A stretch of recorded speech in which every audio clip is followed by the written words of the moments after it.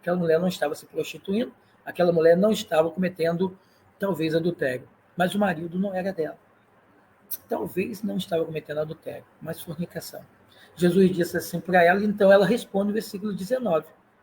Senhor, sei que és um profeta. Ela começa falando com Cristo sobre a fé, sobre o ensinamento, sobre como adorar a Deus. Versículo 20. Senhor, nossos pais adoraram nesse monte, e vós dizeis que é em Jerusalém, o lugar onde se deve adorar. Vós dizeis porque está tratando Jesus como judeu. Ela diz, Senhor, os nossos pais nos ensinam que nós devemos subir ao monte para adorar a Deus. Vocês dizem, ou vocês dizeis, que é em Jerusalém, o lugar onde se deve adorar. Existe um lugar específico? Como devo adorar corretamente?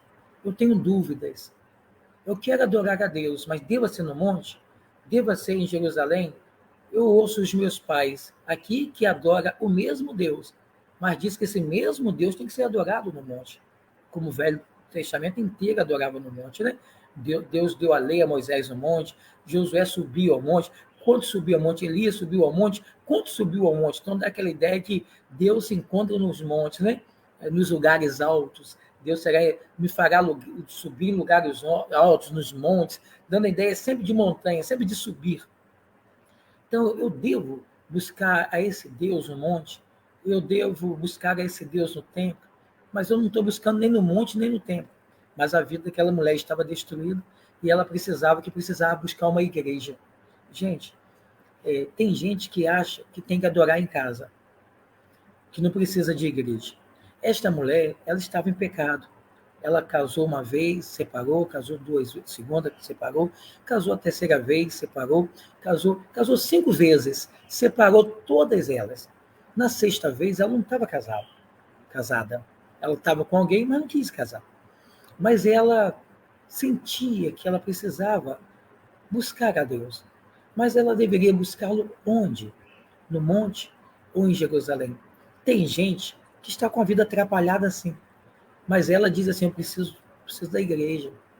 Eu preciso ir à igreja. Não desvalorize o local de culto. Quando estamos em casa, é uma coisa. Mas quando entramos na igreja, ali adoramos com os irmãos, estamos juntos, essa comunhão, ela queria estar junto com os outros adorando a Deus, não apenas em sua mente e em seu coração. Quero lhe dizer que você não deva adorá-lo apenas em sua mente ou em seu coração. Jesus vai ensiná-la que o local não importa. Se tem um grupo ali no monte, como aqui nós temos o Monte da Codim, se tem um grupo ali no monte orando, vá. Mas desde que seja em espírito e verdade. Se tem alguém dentro de uma igreja adorando, vá, desde que seja em espírito e verdade. Se tem um grupo ali na beira da praia adorando ao Senhor, vá, desde que seja em espírito e verdade. Mas vá onde as pessoas estão adorando. Não importa o lugar, seja no monte ou seja dentro do templo. O importante é estar na comunhão, sentir que faz parte de um povo, que está lutando por uma causa, fazendo uma obra, que você não está adorando a Deus sozinho, como se você sozinho fosse igreja. Você sozinho não é igreja. Aqui também fica um recado para os desigrejados. Quando quiser voltar para a igreja, volte. A igreja já te perdoou pelo que você fez. A maioria dos desigrejados participaram de uma rebeldia muito grande. A maioria dos desigrejados se rebelaram contra o pastor, contra o irmão da igreja, ou contra o ministério do louvor, contra o ministério de dança. Então, nada de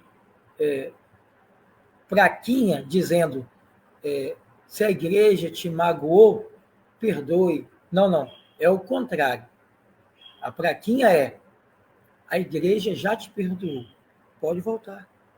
Então, você que se encontra desigrejado por alguma insatisfação e deixou de fazer o seu ministério, deixou de ajudar a obra do Senhor, deixou de investir no reino, deixou de trabalhar no dom que Deus te deu, deixou de visitar, deixou de tocar, deixou de pregar, você que, por alguma insatisfação, ou porque viu algo de errado, abandonou o barco e deixou alguns irmãos ali sofrendo, pode voltar.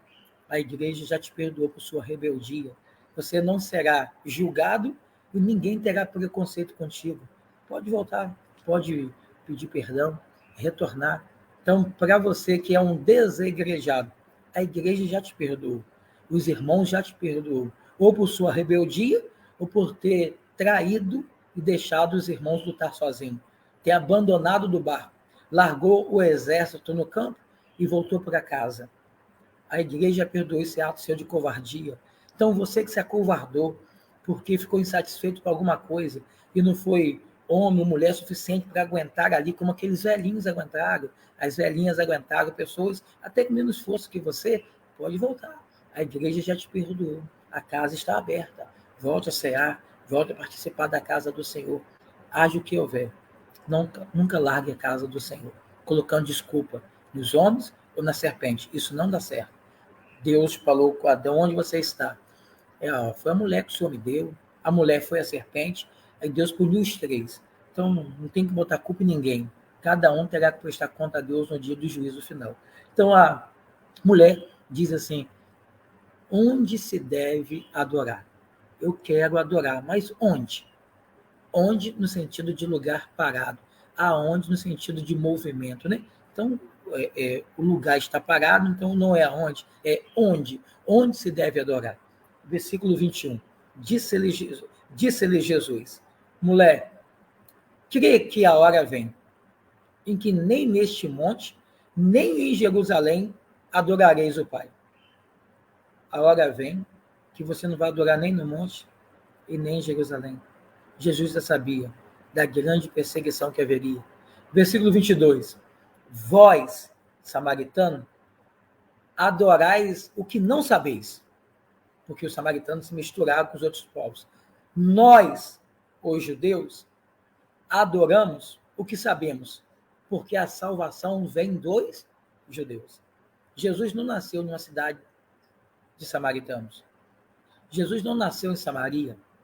Jesus nasceu em Belém. Jesus é de Nazaré ou Galileia. Jesus é judeu. Então a salvação vem dos judeus mesmo, porque se a salvação é Jesus, e Jesus nasceu do povo judeu, a salvação vem dos judeus. Mas a hora vem, e agora é, em que os verdadeiros adoradores adorarão o Pai em espírito e em verdade, porque o Pai procura a tais que assim o adorem.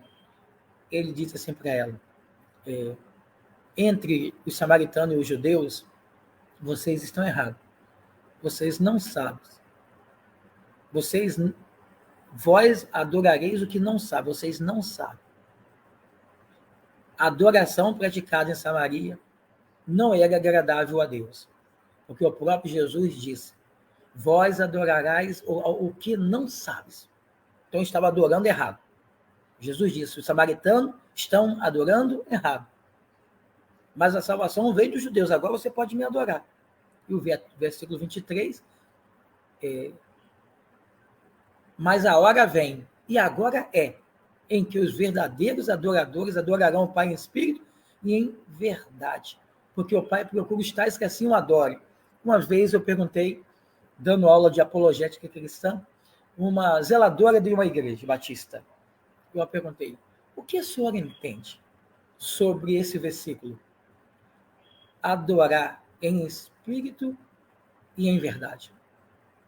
Ela disse assim, olha, eu acho que em espírito é de toda a minha alma, e em verdade é de todo o meu coração. Eu acho que Deus quer que nós adoramos Ele por inteiro, de corpo e alma. Bonito, muito bonito que ela disse. Adorar em espírito, adorar de alma, aqui por dentro, de dentro. Adorar em verdade é de todo o coração. E ela diz assim, eu acho que adorar em espírito e em verdade